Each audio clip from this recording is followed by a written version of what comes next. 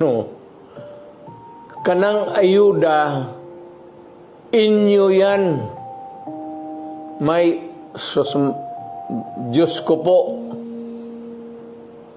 walang tao dito sa Pilipinas o milyonaryo man o bilyonaryo na magbigay ng pera baski 1 peso sa inyo. Walang taong magagawa ng lalo na yung mga mayaman.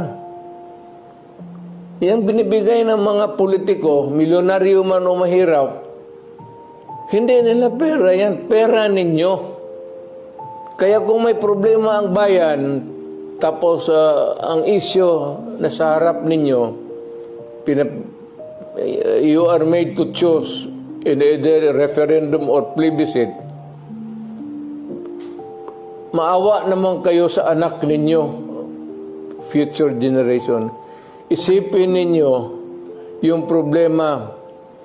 Yung ibigay ninyo ng pera, kunin ninyo, kay pera ninyo yan. Hindi gago itong nag-imprinta yan sila ng pera, ipamigay. No, it's your money.